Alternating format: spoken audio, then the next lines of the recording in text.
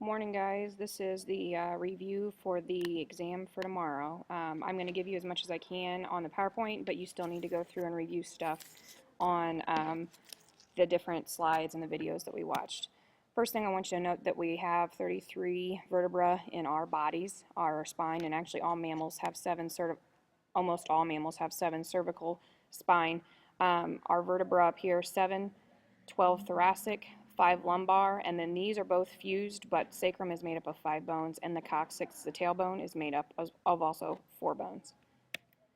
In order, the cervical spine has 7. C1 is at the top, C7 is at the bottom.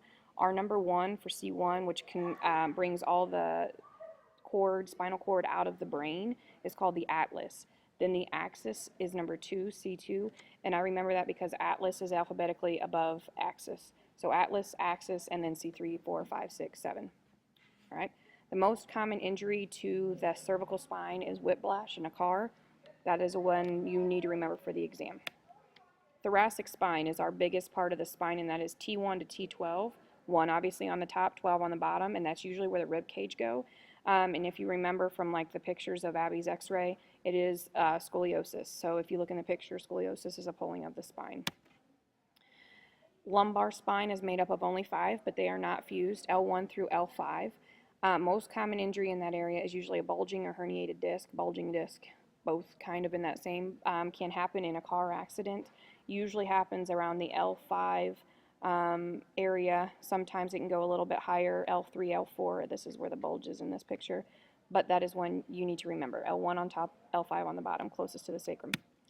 Sacral spine. Sacral spine is our first fused part of the spine. There are 5, S1 to S5. Most common is a sacral fracture, and you can see it right along here where it just breaks off into no man's land, so it busts off, but they are fused together, so it's kind of difficult to do that. Coccyx, our favorite word. Coccyx is the tailbone, so remember that. Tailbone is 4 fused vertebrae together. They are fused together and they make a support system for our spine, and they kind of kick out the spinal cord. But most common is your bruised tailbone, contusion, something where there's a blow is a bruise to the tailbone. Okay? You need to go through and review all your questions and answers, check for understanding that your classmates did on the spine. I pulled 2 from each. One that I want you to note is double check Dakota and Michael's number of ribs. 14 of the 14 ribs up top, so 14 of your normal ribs. 6 are actually the closed ribs, and then free floating. 6 are the ones that will be wrapped together, and then 4 at the bottom are your floating ribs. So know the difference between your 2 false and true ribs, 14. False ribs, 6. And then 4 of floating ribs. Those numbers are a little off on their PowerPoint, but that will be a question. Check questions for all of them, and they will be pretty broad questions from the reviews. 4 or 8 major bones of the skull that I want you to remember. Frontal, it's in the front. This is the big one. Frontal is here. Parietal, you have 2, like a pair. Parietal, there's a fusion band, but parietal, you got 1 here and 1 here, so your parietals are here. Your occipital is all the way here in the back, and it's because your eyes, your occipital, the orbital area, will attach all the way to the back where your cerebellum is. So your occipital is in the back. Zygomatic, which is one of my favorite, is right here on your cheekbones. Temporal, your temples, where you press. Maxilla is right here, and that's your upper jaw.